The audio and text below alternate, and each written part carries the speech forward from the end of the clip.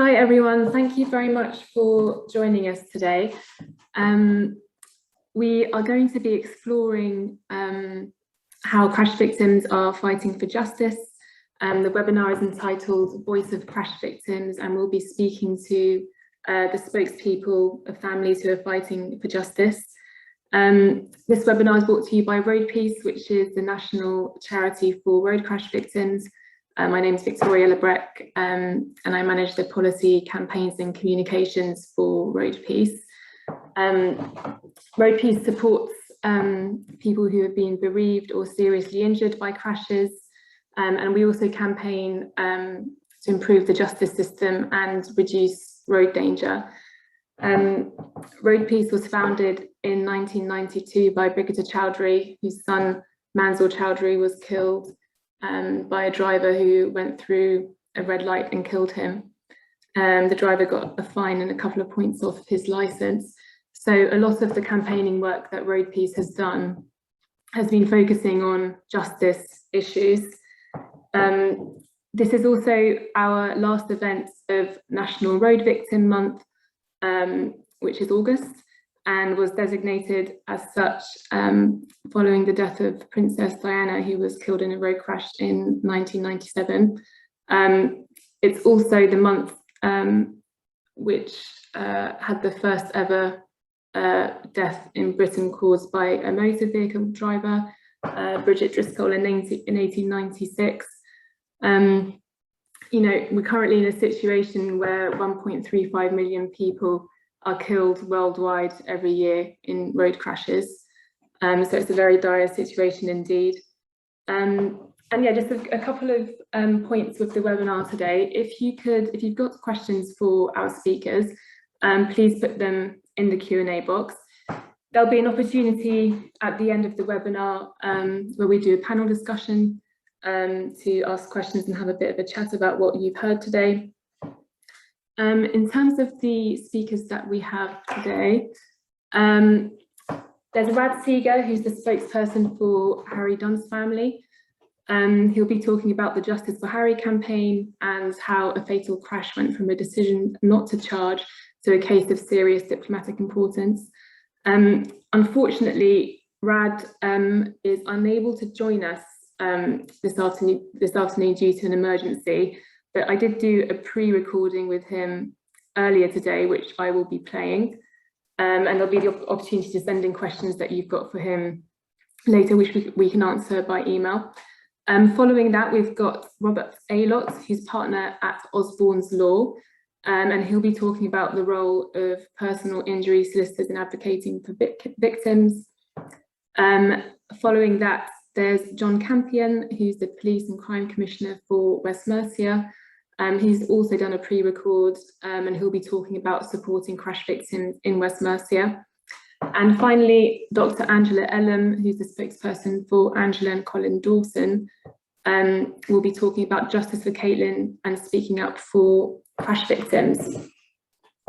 So I'm going to attempt to share the video of Rad. Bear with me.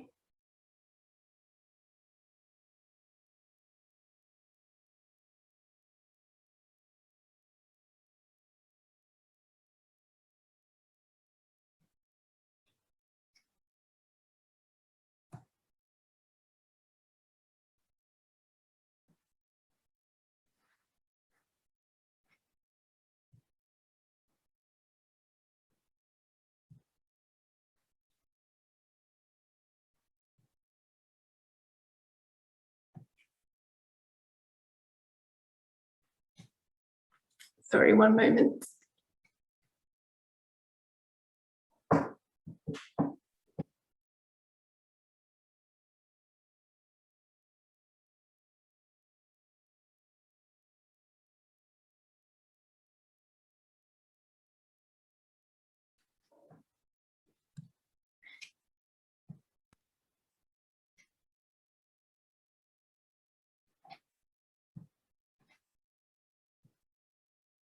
Rad, thank you so much.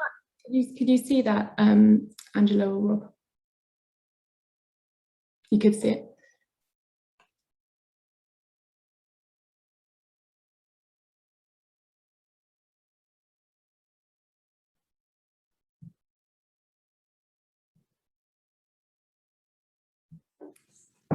Brad, thank you so much for joining us today. Can I ask you to introduce yourself first, quickly?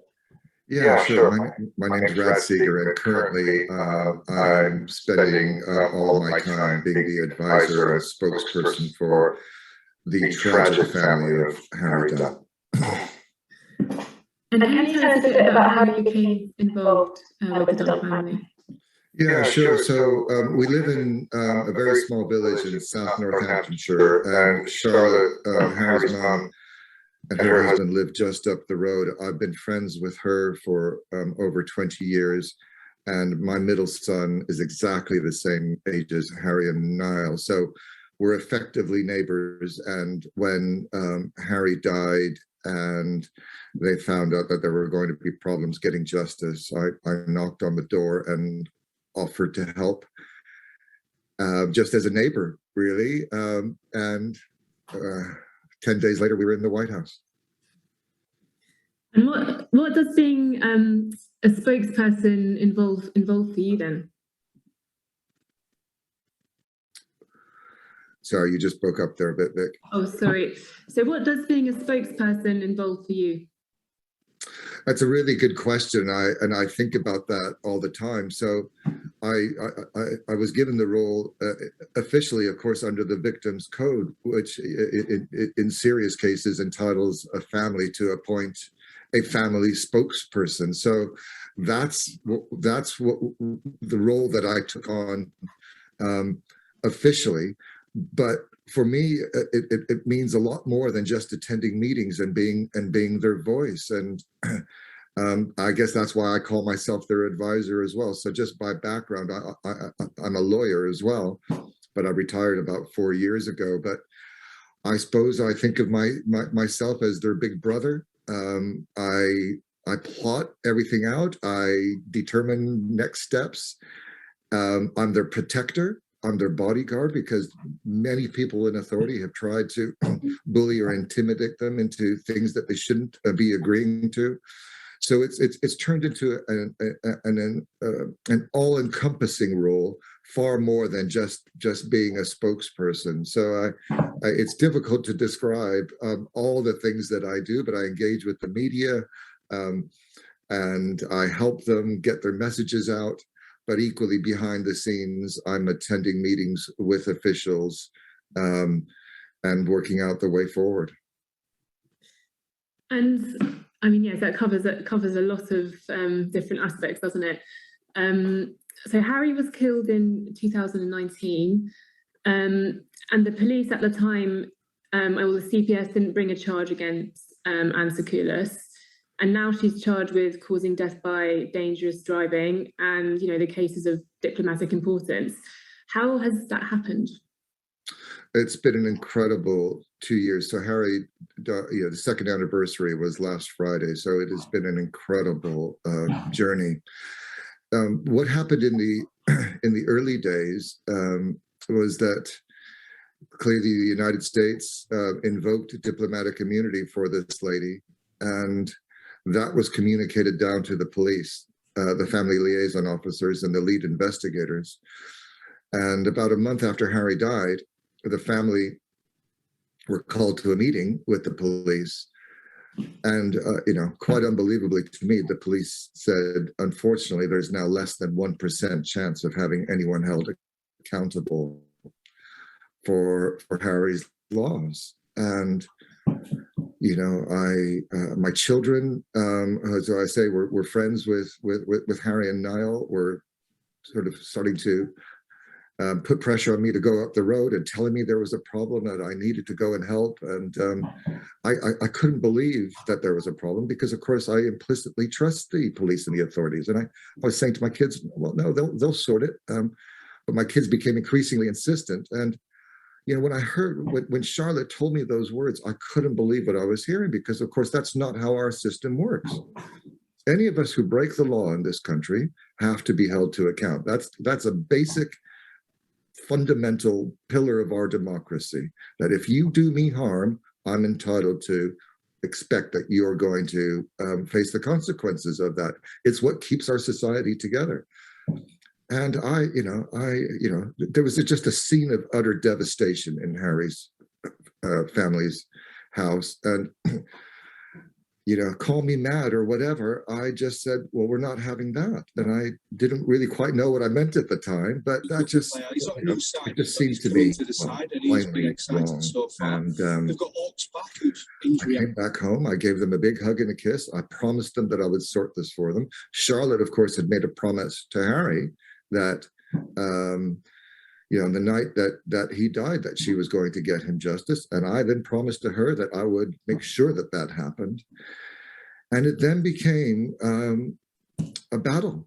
And, I think the first thing that I recognized that, was in our way, an obstacle, was the massive power of the United States government. And we've all seen over the last couple of weeks that when they decide they want to do something, nobody's going to get in their way. And although I'm sort of quite a big chap, I was sure that I needed other people to help me. And so the first job, as far as I was concerned, was to get everybody as angry as I was.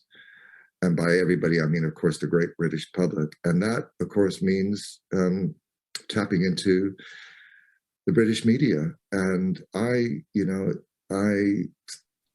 called as many people as I could. I happen to have about 2,000 friends who work in the media. And I think that was the miscalculation that the United States government made, that they are more powerful than the British public. And it then turned into a horrible 2 or 3 month wait, because I told the police we're not accepting that.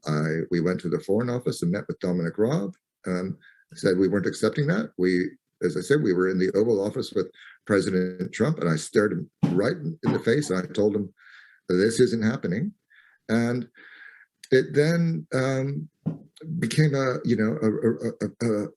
waiting game. And it was a very frustrating waiting game, because we just assumed it was a straightforward road traffic collision. It happened about a mile away from where we all live here in South Northants. Many of us had been down to the scene. We could see where the crash was. We could see that the marks of the other car were on the wrong side of the road. And we just expected that the police were going to charge her very quickly, putting aside the diplomatic immunity issues. But what happened was the CPS, and in my view, they're all heroes. I have many friends who are prosecutors who work at the CPS. They set about completely independently of the government, tackling this diplomatic immunity issue, which stood in the way of a charging decision. So we had very quickly, my legal team and I had worked out that, in our view, the claim to diplomatic immunity was not valid. That was on the documents. The CPS then spent 3 months doing exactly the same exercise with their own lawyers. And in December 2019, so this was about 3 months after the crash, 3 or 4 months after the crash, just before Christmas, they reached the same decision that we had reached, which she didn't have diplomatic immunity. And that then opened up their ability to charge her. Had they concluded that she did have diplomatic immunity, that's it. You cannot charge a diplomat. And it was one of the biggest days of our campaign when the CPS announced that charging decision. And of course, it caught the British government completely by surprise, because Dominic Raab and his legal team had worked out that she did have diplomatic immunity, and they weren't expecting the CPS to take that decision. But again, it just validates the independence of the CPS. They're not going to be swayed by me, and they're not going to be swayed by the government. It formed their own decision, and they charged her. And it was a massive, massive moment for us. Thank you. It's incredible. And throughout all of this, it's just past the 2-year anniversary of Harry's death. How are the family coping with the fight for justice? Thank you. And I think that is the most important question of all, because those of us who are involved in this campaign, it's incredibly busy. It's fast-paced. Many, many weeks is 24/7 without any rest on both sides of the Atlantic. And if you ever want to find me, I'm usually on a plane somewhere between London and Washington.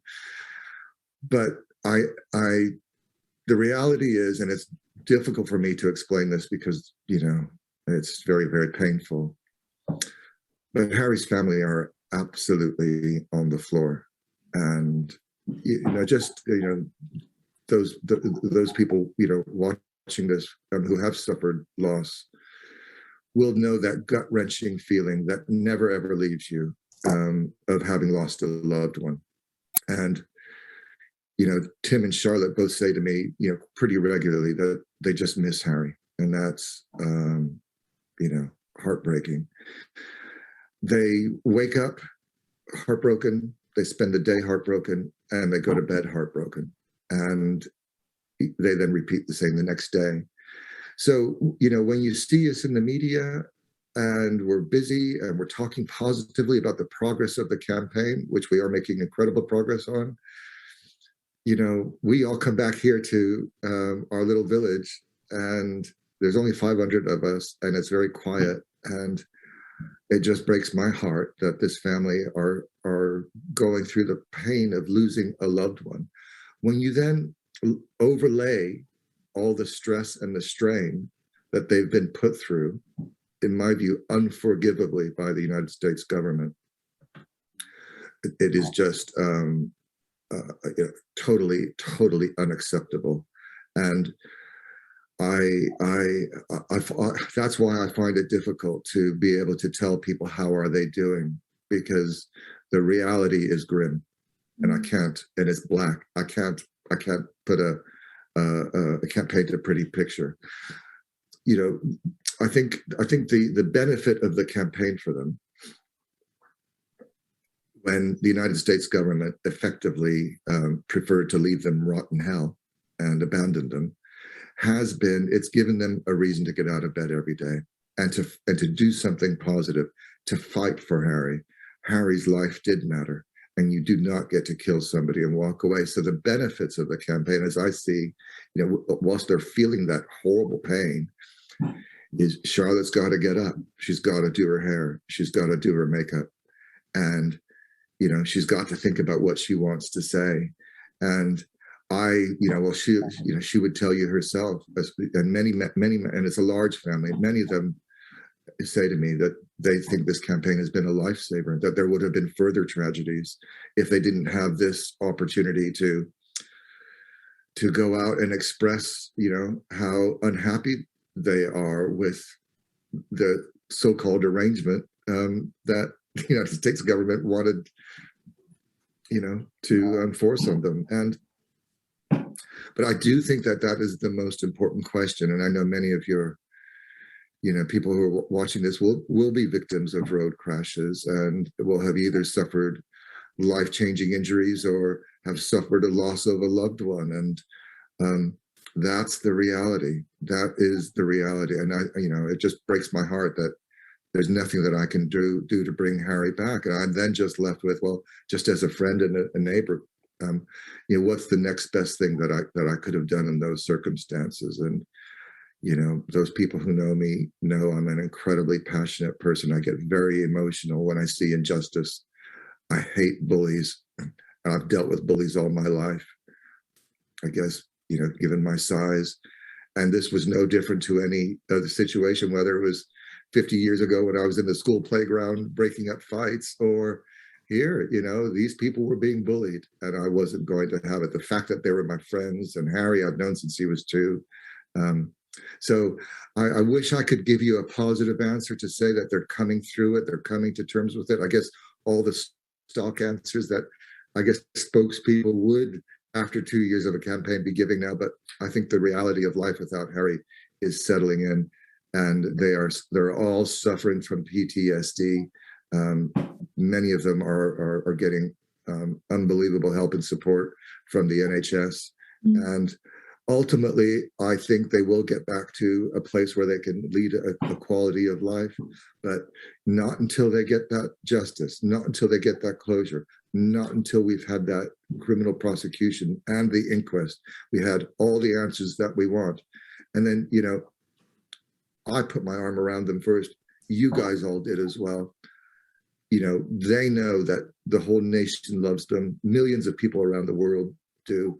And I hope in some small way that that will allow them to build a bridge to the next phase of their life. Does that help?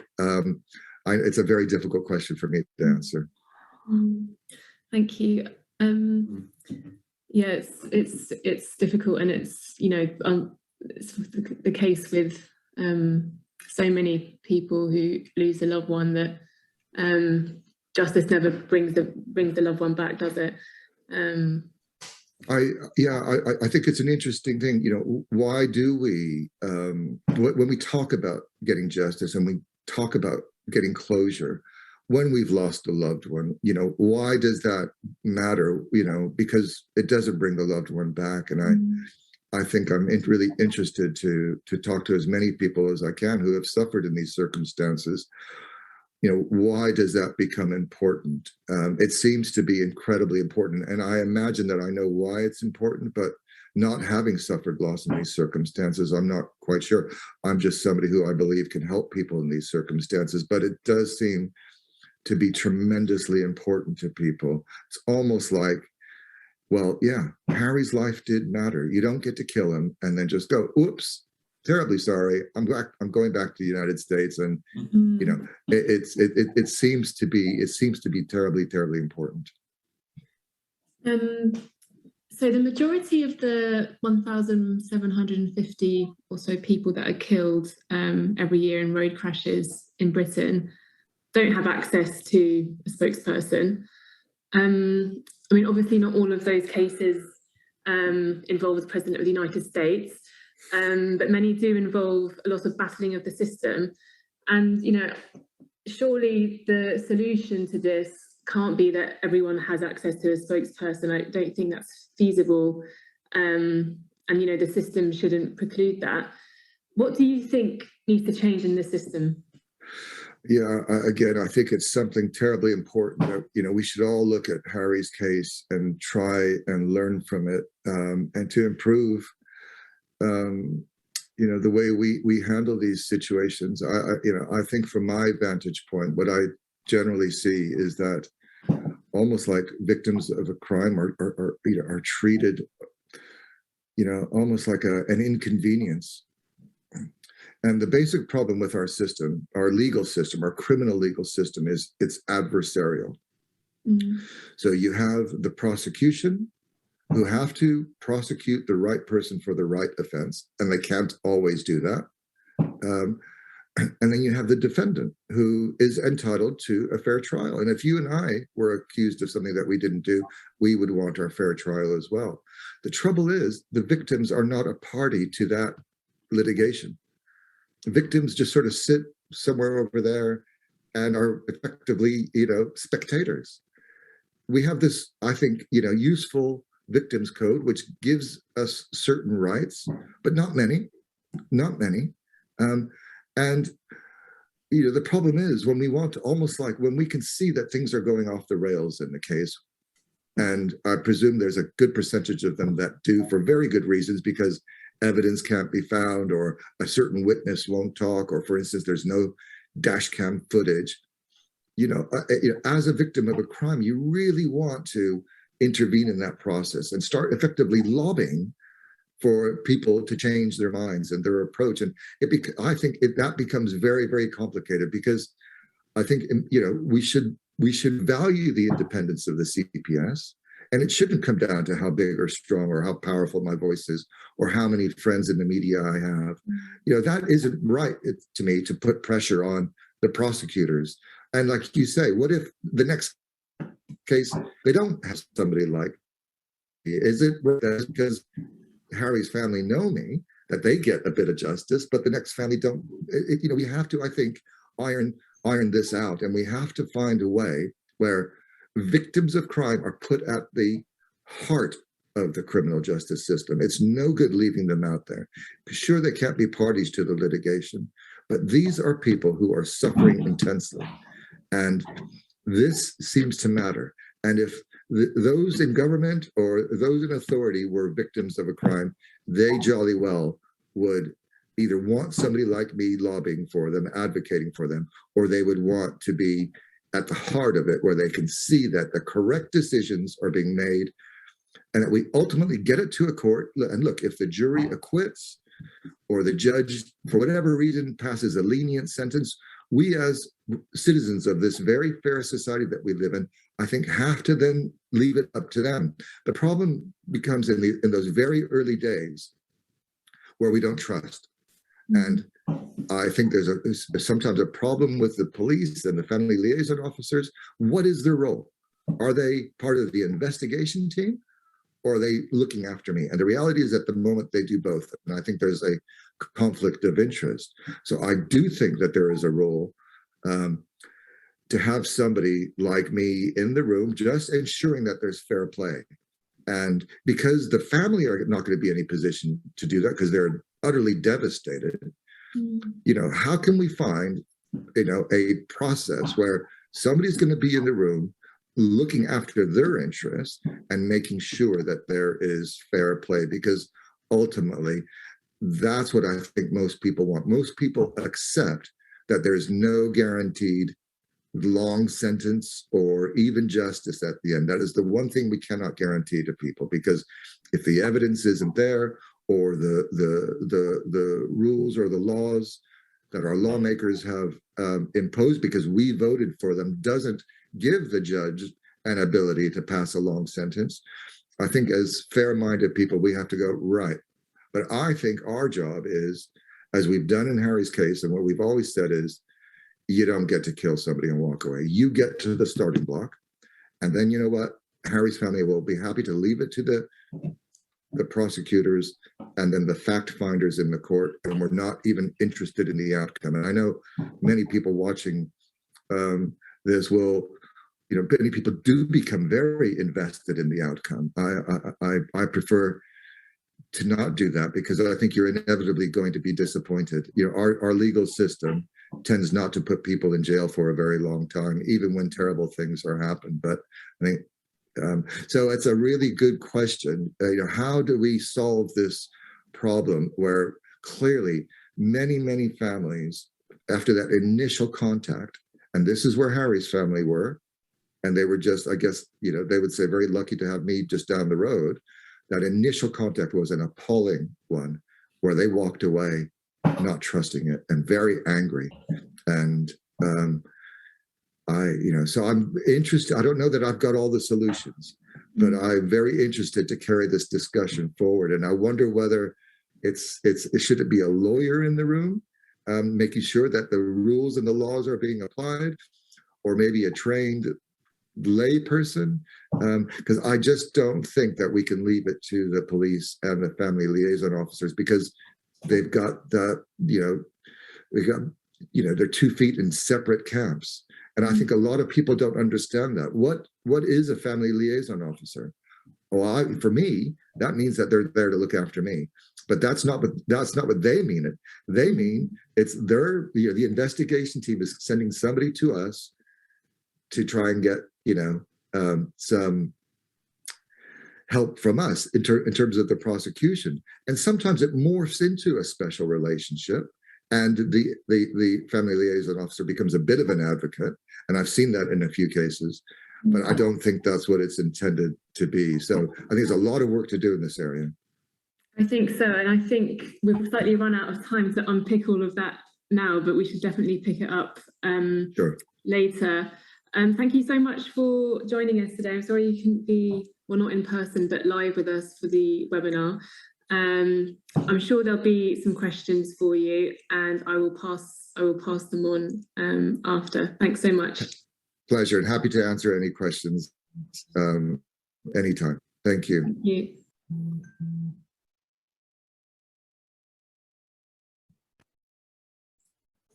So lots of food for thought there from Rad Seeger, a spokesperson for Harry Gunn's family. We are now going to chat with Robert Aylott, who's a partner at Osborne's Law. Hi, Robert, how are you? Hi, Victoria. Thank you. Great. So we've just heard from Rad Seeger, and today we're hearing from the spokespeople of families who are fighting for justice. Most crash victims don't have access to a spokesperson. Do personal injury solicitors fill that gap to a certain extent, do you think? I think they can fill the gap, as you say, to a certain extent, but not fully. By definition, we are civil lawyers rather than criminal lawyers. So although we're monitoring what happens in the criminal justice system, and we're dealing with these, and we will, if necessary, attend criminal hearings, as Rad said, our ability to influence any decisions being made in the criminal prosecution process is quite limited. But we can, in certain cases, we can, obviously with the consent of the family, which is first and foremost what you need to have, we can involve the press or the media in certain cases, either by approaching them to do a story on what's happened or by issuing a press release. So we can get involved, but obviously we're not all media trained. Some of us are, some of us aren't. And my particular firm, we use a PR agency to deal with that because we know we're not experts in dealing with the media, and we prefer to deal with qualified journalists who've worked in the media and know how the system works. I mean, in terms of advocacy within a personal injury claim, obviously we can assist with representation at inquests in particular cases. We can attend and take notes of criminal hearings and attend with the victims. If there's a decision not to charge, we can press for a victim's right to review for those clients. I have to say, I think I've done 2 or 3. None of them have been successful so far, unfortunately. But it's certainly worth doing that on your client's behalf. And in conjunction with all of that, we can obviously get the civil claim going at the same time and help with things like welfare benefits, housing issues if they've arisen since the crash, rehabilitation for anyone who's injured, and get that process started with the insurers. I spend my life apologising for the slow pace of police investigations, unfortunately. So it's literally like hitting your head against a brick wall sometimes, even trying to get third-party details from the police. And the longer that takes, the longer the help takes to arrive, unfortunately. So it's not easy. And now I have to involve the clients to ask the police to get the third-party details, because that's hugely quicker than me requesting them through the system. And that adds another pressure to what they're going through and what they've been through already, which I think that's something that needs sorting out fairly quickly in terms of changes to the system. Thank you. I think, aren't there NPC's National Police Chiefs Council guidelines in terms of release of evidence and information to personal injury solicitors? I'm sure they are. I don't know them off by heart, but I deal with the Metropolitan Police on a daily basis. Obviously, my firm's based in London. So there's a process you have to follow. You have to fill in forms, you have to pay them fees, and it goes to the central process unit who deal with all the data that comes out of crash reporting by the police. Whether they are following the guidelines within the national guidelines set down, I don't know. I would imagine they are, but obviously COVID has put a huge amount of pressure on them. If people are off, obviously isolating, like every other organisation, they've probably been suffering with staff shortages, which doesn't help when you're trying to get things sorted out quickly for people. Thank you. And you've touched on quite a few points there in terms of what you do as a personal injury solicitor to help crash victims. I mean, how important is it for victims to get a personal injury solicitor? I think it's is vital, because it's really the only system that can help them in terms of financial assistance. Obviously, it's not going to, money does not bring justice, but it can help relieve the burden and the worries and stress of what people are already going through, having suffered a relative or been loss of a relative or been seriously injured. In conjunction with us, helping with where we can with either the coronial system if there's an inquest, or a criminal prosecution. So they should run in conjunction with what's happening in the criminal justice system if there is a prosecution. And yeah, we can change people's lives with the eventual compensation we can get in terms of providing them with some security for the rest of their life if they're seriously injured. In a fatal case, obviously money will never bring anyone back. It doesn't compensate anyone for anything really, but it can provide some help if there's a dependent that's died financially, and the family will rely on that dependent. I mean, so personal injury solicitors, first and foremost, it's about access to compensation for crash victims to help them cope and recover. But do you find yourselves advocating on behalf of families? I know that your firm, Osborne's Law, was involved in the Croydon tram crash, for example. Yes, I mean, that is a good example of where you can use the media to assist you with a campaigning element, to be honest, to what's going on. The Croydon tram crash has a long history of delay, I'm afraid, in terms of the inquest finally being arranged. The compensation claims were sorted out quite quickly, but the families wanted to know how their family members had died and what the reason for their deaths were. And the only way to get that was through the inquest. And we used a PR agency to assist us with that in terms of getting stories out about the particular families involved. And unfortunately, after the inquest had happened, where the families didn't get the verdict that they deserved, we're now using the media to assist us with publicity regarding the judicial review of the coroner's decision not to call various witnesses throughout that inquest. And with the right PR people and experienced journalists working for them, you can start that campaigning process for changes and for that decision ultimately to be overturned, hopefully at a later date.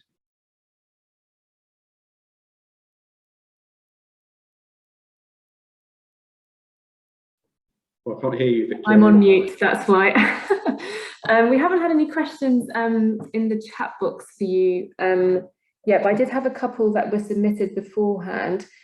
I mean, you talked about the victim's right to review, but do personal injury solicitors, does the Osborne's Law help with the criminal aspects at all?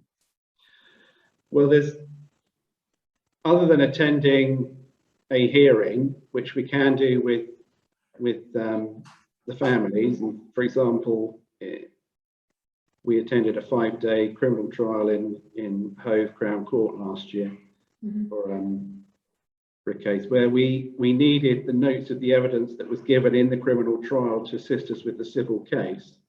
It was very important that we attended with the family every day of that trial and took notes of the evidence. So we can do that in those particular cases. We can obviously assist with representation of the families at an inquest, although our right to put questions can be fairly well curtailed by the coroner if he doesn't feel they're appropriate. Obviously, an inquest isn't there to apportion blame. It's to find out how that person died. And even though you'd like to ask questions about blame, you're often not allowed to. But yeah, we will, and we have done represented families using barristers at inquests. So yeah, I mean, is limited in that sense, because you're not a party to the criminal prosecution, so you have no right to stand up and advocate on behalf of the family, unfortunately, as Brad said. Great, thank you so much, Rob, for your time today. It was really interesting to hear from you. As I said, if anyone's watching and wants to ask a question, please do put it in the chat box or the Q&A box, and there'll be time at the end to ask questions of Rob and Angela.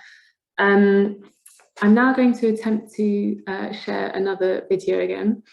Bear with me, please.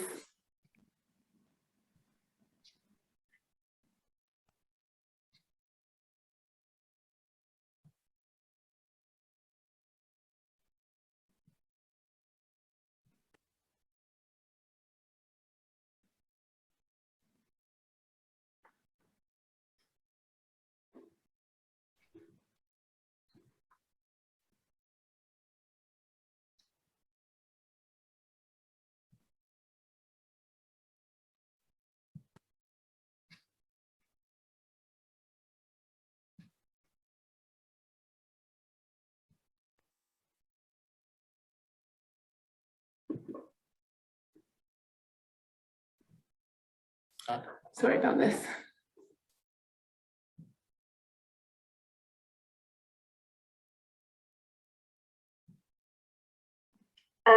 Thank you.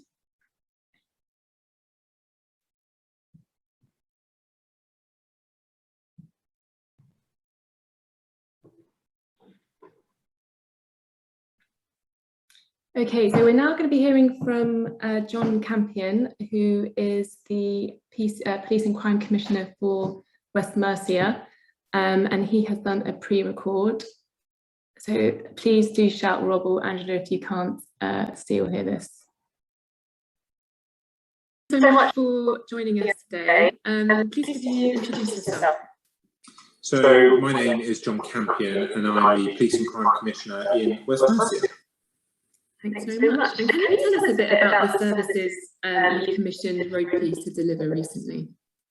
So one of my primary duties as a commissioner is to be the governance of West Mercia Police. You know, very straightforward, very traditional, been around as a role for a long time in different forms. But also part of my duty is around supporting victims and witnesses of crime. And it was really apparent in, when I became commissioner, there's some real gaps in how we give that support to people. So in 2020, I was really pleased that we got a pilot up and running with just £40,000 that then turned into some further commissioning the year after, where we're nearly at £65,000. And it's about working, I think, innovatively with those in the sector that are supporting the victims of road crashes, around the group support that I think is really important. There's somebody else understanding what has happened, giving advice and guidance. Often when the worst thing has happened, you've never been involved before, you would never know. Why would you ever know? And so therefore getting that information and the guides that are out there, vitally important. The next part was around giving, I'm a big believer in coping, recovering, and then thriving, and making sure that there is a proper programme in place to support that rebuilding sometimes of that resilience, that the terrible life-changing incident that has happened, rebuilding some of that resilience in you as an individual or as in a collective, if it's a family or group of friends.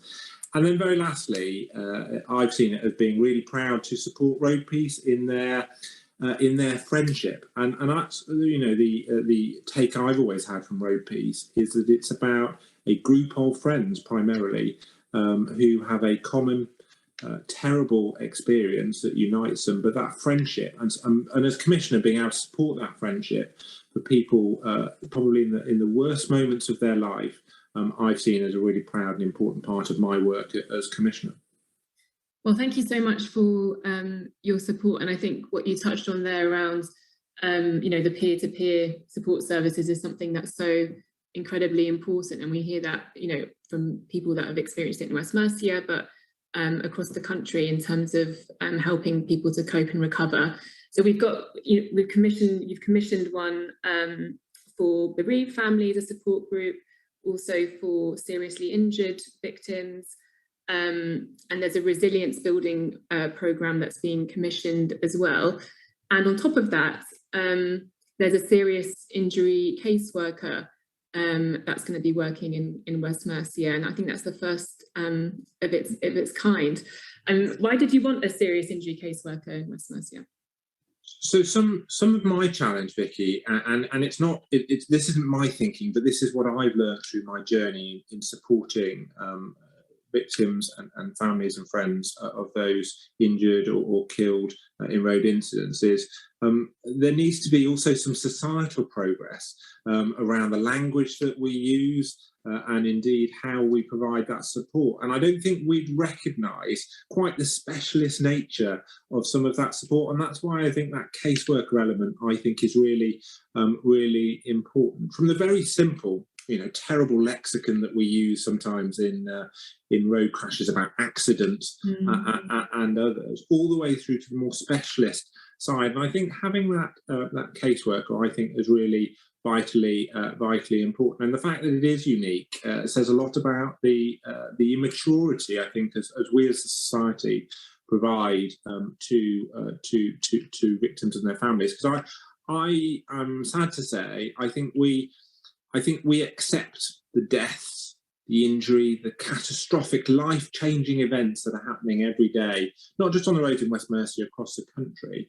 And I think part of this is recognising we've got to stem that flow of acceptance. And I think an element of the casework helps, I think, to do that, as being able also to penetrate some of the organisations who are perhaps also, I think, buying into and accepting that we just accept this is the way it is. And I want to build on this. This is not a case of job done. I see this as the start. And this, when we look back in the future, should be, well, that's normal. That's what we do, isn't it?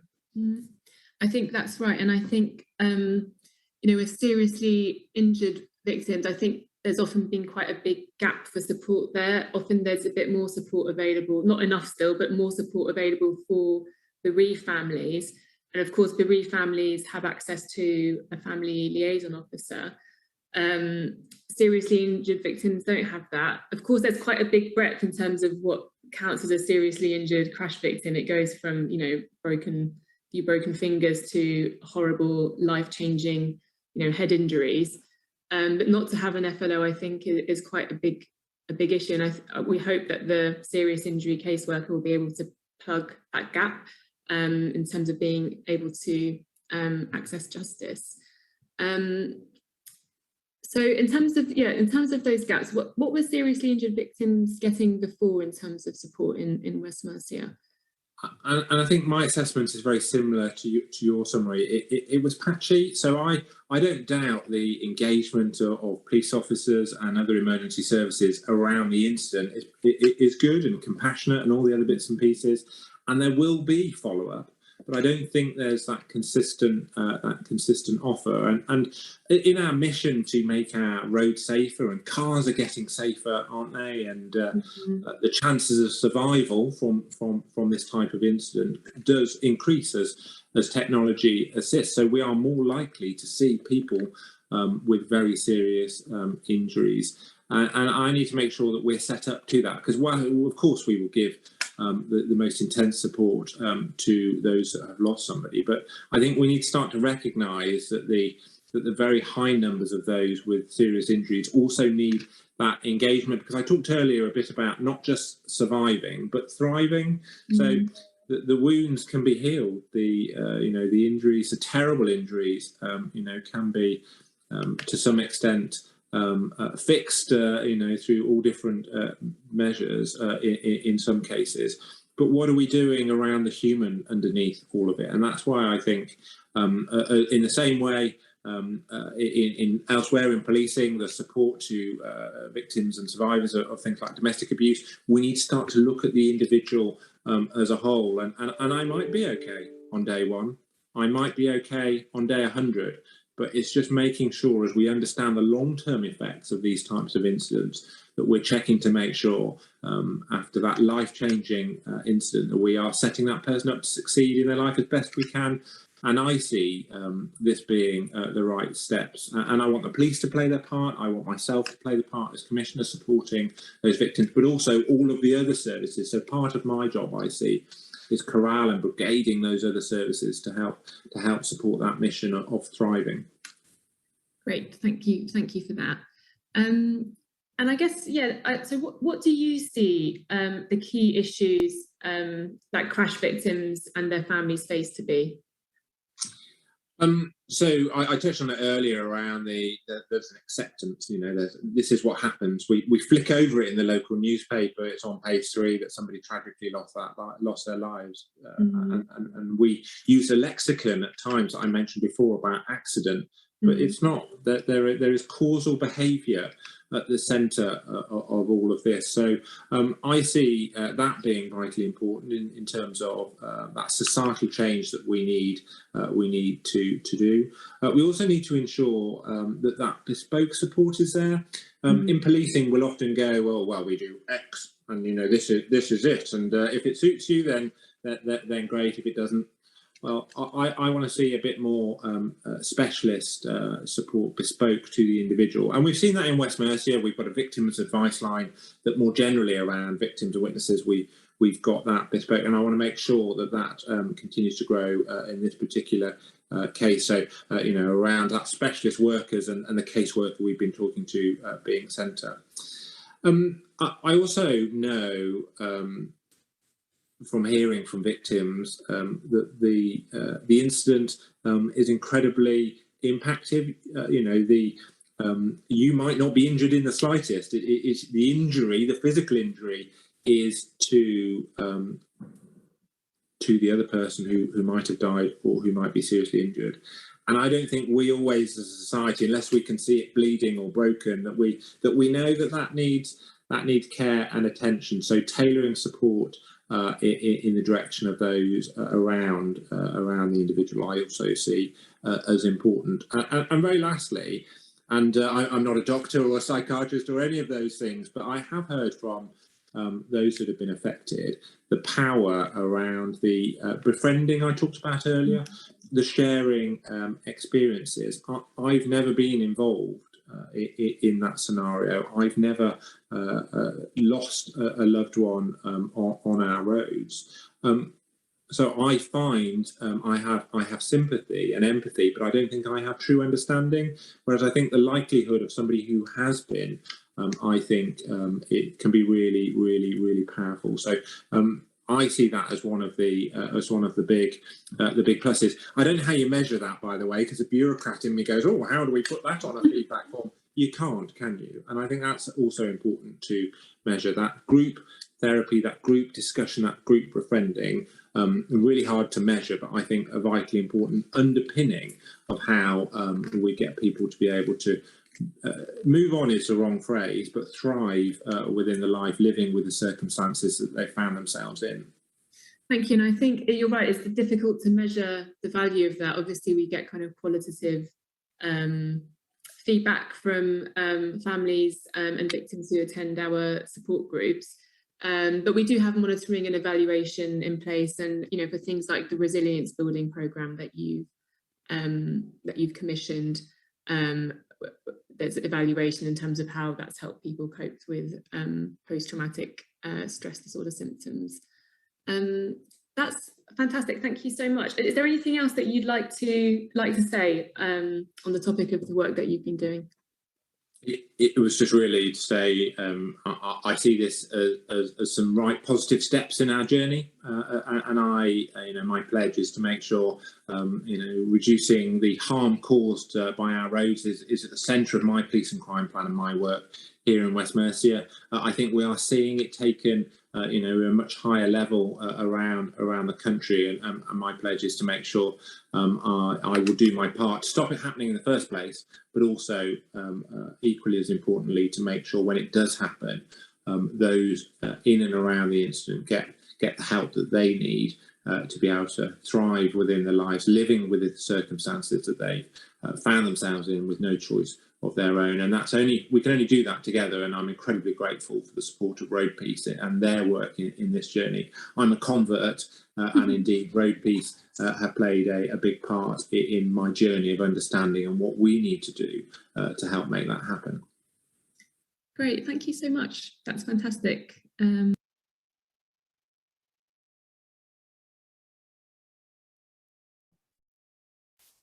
Great, that was John Campion, who's the Police and Crime Commissioner for West Mercia. I'm now going to hand over to Dr. Angela Ellum, who's the spokesperson for family up in Huddersfield. Angela, do you want to try and share your screen? Great. Is that good? Can you see it? Excellent. Okay, thanks very much. My name's Angela Ellum, and I've been helping Angela and Colin Dawson, who are pictured here with their daughter Caitlin. Having been helping a family fight the justice system, I've got a hell of a lot to say about the criminal justice system. So to help keep me focused, I've prepared a brief presentation. So this presentation covers a background to Angela and Colin, a timeline showing the key events in their fight for justice, what me and my husband have done to help Angela and Colin, and why crash victims like Angela and Colin need help. At the end, we're also going to play a couple of videos, one from Angela and Colin and one from their MP, Barry Shearman, who's been extremely helpful, so that you can hear their perspective as well.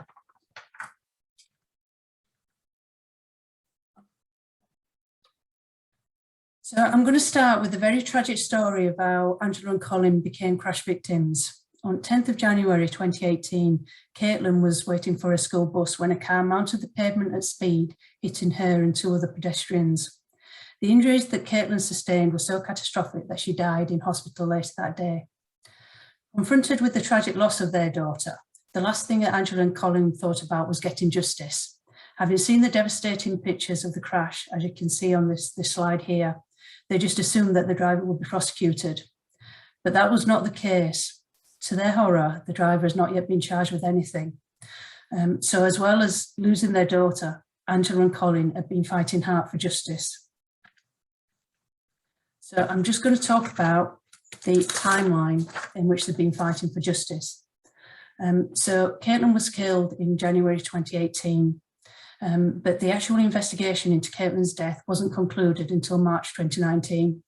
And it was at that point that the Crown Prosecution Service told Angela and Colin that the driver would not be prosecuted because the driver claimed that he fainted.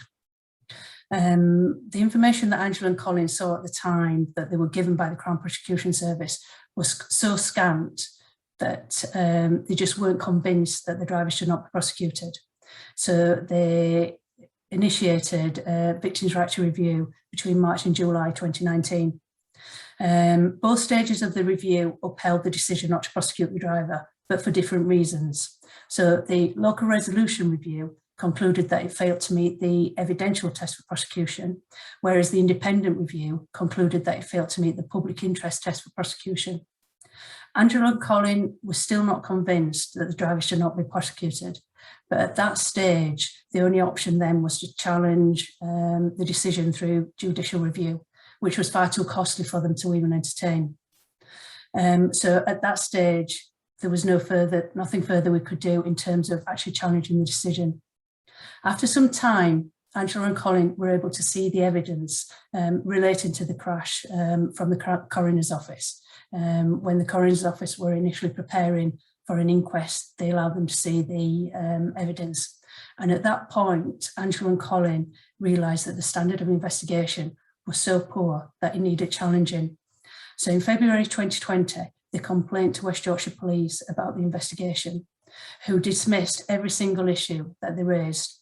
However, having already complained to the police in July 2020, they referred the complaint to the IOPC, who actually upheld some of their complaints. Armed with the views of the IOPC and also some information from a private investigator who looked at the investigation, Angela and Colin then passed their concerns to West Yorkshire Police in September 2020. for them to consider prior to the inquest. And at this moment in time, that's where we're at. We're waiting for feedback from the police and for the inquest to be arranged. So this was a very, very brief summary of what has been an extremely difficult task of challenging the justice system at a time when Angela and Colin were at their most vulnerable, which is why me and my husband stepped in to help them in March 2019.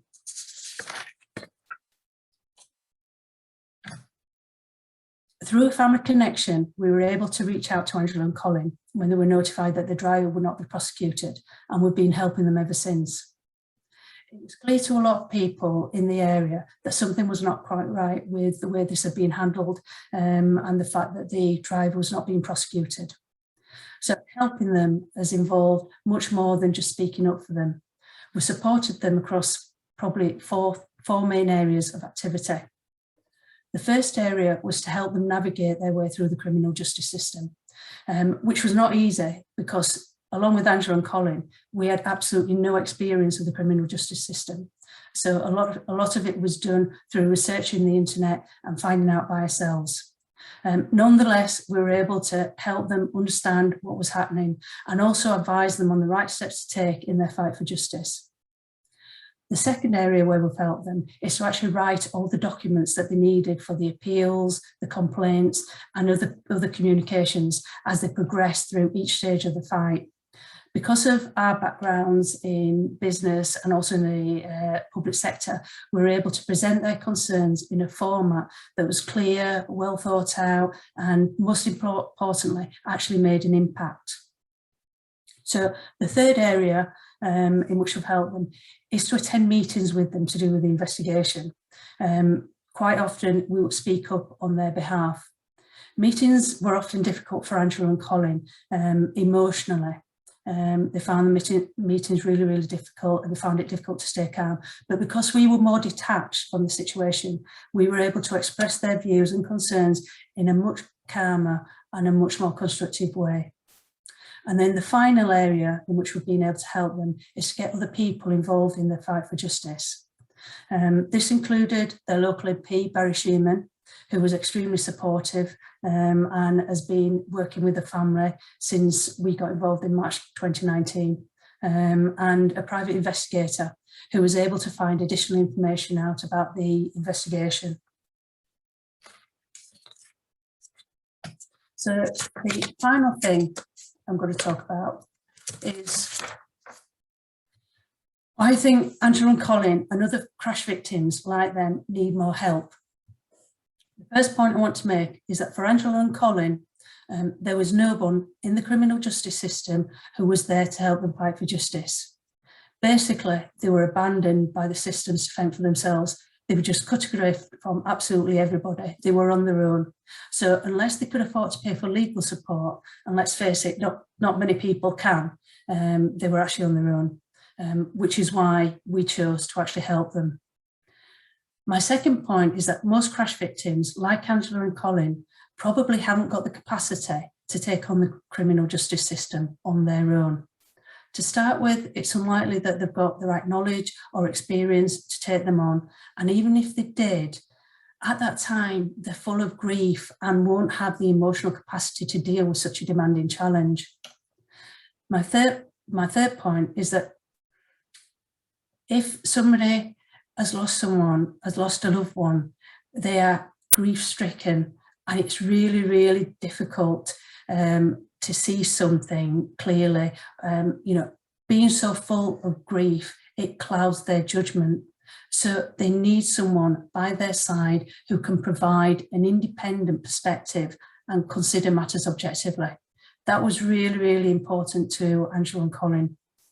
And my last point is that challenging the justice system in the way that Angela and Colin have done takes a huge amount of strength to keep going after being knocked back time and time again. On their own, they would have probably given up and questioned whether it was worth carrying on. But with the support of others, they managed to get the strength to keep on fighting.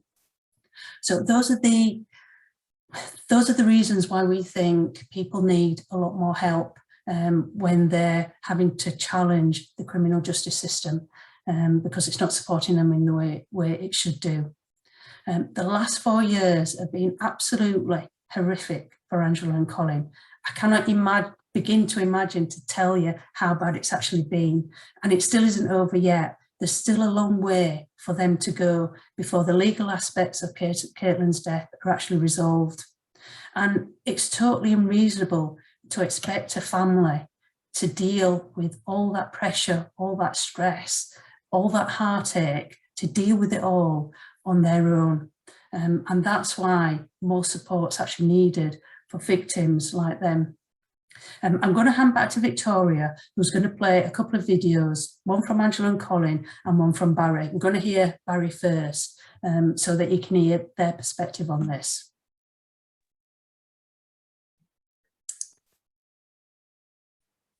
Thanks, Angela. Bear with me again, everyone, as I attempt to share another video.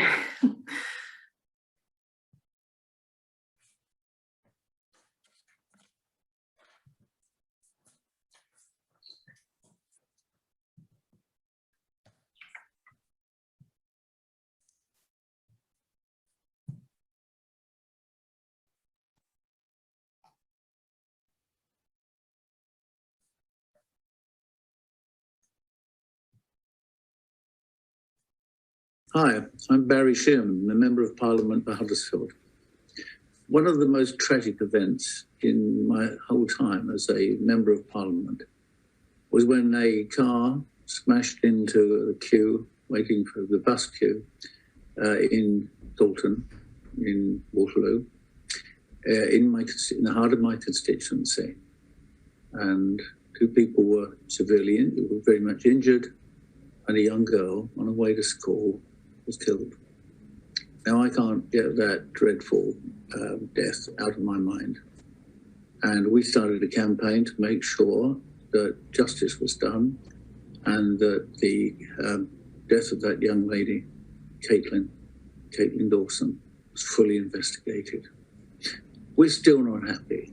We're still campaigning that not even the most mild charge was levelled by the authorities at the driver of the car. We think that was an injustice, but also we think it's wrong.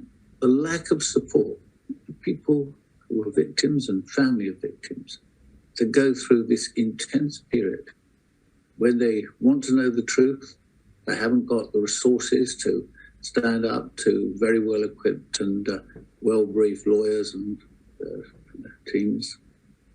And we've been steadfastly, over this past number of years, determined to support the Dawson family in their fight to get justice, to find out what really happened and why it happened. We're continuing with that fight, and we look out for future developments. We haven't given up yet. Thank you.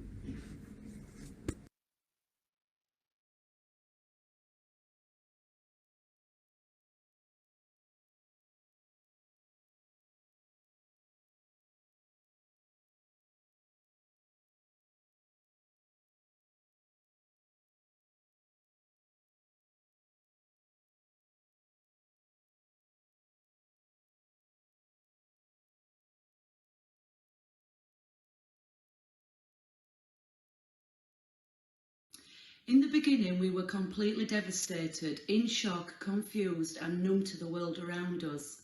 We were given a break National Road Victim Support Pack from the police.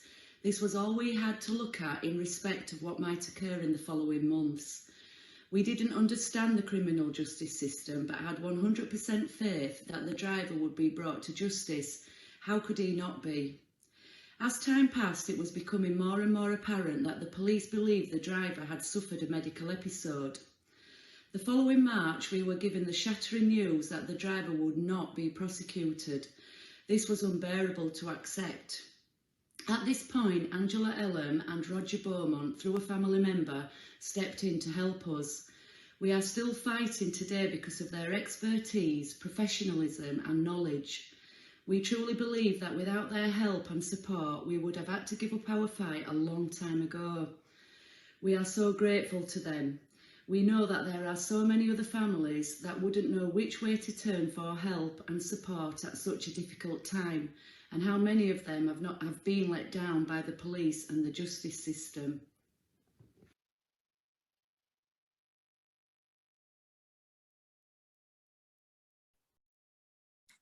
Thank you very much, Angela, for that. It's really powerful to hear as well from Angela and Colin and the impact that you've had on them. I think we'll go now to some questions for both of you. And I'd like to start off first, I think, with the question that's been running through this whole webinar, really. And Angela, if you wouldn't mind answering first, but most crash victims do not have access to a spokesperson. I mean, what is the solution to that, do you think? I think the solution has to be to allow for the criminal justice system to fund support for families of crash victims,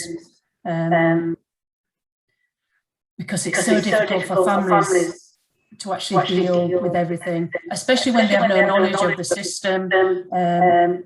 It's the worst possible time in their lives, and they're having to deal with fighting for justice and learning about the justice system. And I just think it's wrong. They need support, and it should be provided by the criminal justice system. I don't think the family liaison officer, I don't think their role there is really there to support the family. They are there to liaise between the police and the family.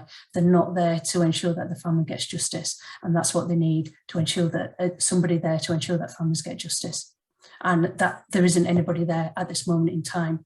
Like I said, most families are cut adrift, like Angela and Colin, and that's actually wrong. They need support. It shouldn't be left for other people to step in, because not everybody will have other people to step in for them. Thank you. And Rob, have you got anything to add to that? Yeah, I mean, I agree. I mean, there should be some kind of independent advocacy service that should be set up, I think, for to assist victims. I mean, we have victim support, but their role is very limited these days, and they don't really provide any degree of independent assistance with particular cases. They're just, I suppose, for want of a better word, a hand-holding type organisation. They'll assist with a CICA claim, possibly, or getting one off the ground, but it can only come from some kind of government-funded independent advocacy service, I think. Thank you. I think that's right, and I think also what's really clear to me is that it's really quite specialist, in-depth support that is required as part of this, and it's about having someone that's on your side as well, more than anything else, is having someone that's fighting your corner. I mean, both of you have touched on this, but can you talk a bit in terms of, you know, how families are affected by crashes? Angela, if you wouldn't mind going. Yeah, I mean, I can only talk from my experience of working with Angela and Colin, and obviously their family were absolutely devastated by the loss of Caitlin, and are still dealing with the aftermath of that.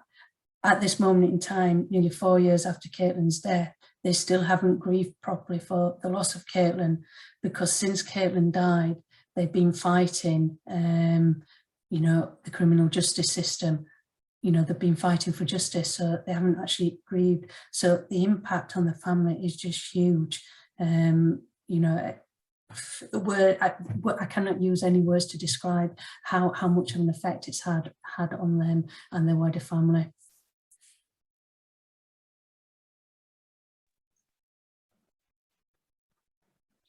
Yeah, I mean, in terms of what I can provide, I'm not a qualified counsellor, I'm a lawyer, so we tend to refer, in terms of fatal crashes, we certainly will refer the families on to bereavement charities like Cruise to see if they can provide any counselling service, and other charities provide telephone support, things like that. In some cases, the insurers will fund specific counselling for bereaved families, particularly children who have developed some problems following a fatal crash if one of their parents has been died. So we do take full advantage of, obviously, the insurance company funding qualified counselling or qualified therapy for them. But yeah, it's very limited in terms of what we can just signpost them to other organisations as lawyers, unfortunately. Great, thank you. And we'll end on one final question for Angela. In terms of fighting for justice, so you said it was a long road for the family. Do you ever kind of second guess yourself in terms of the work that you've done? I mean, how do you feel about that?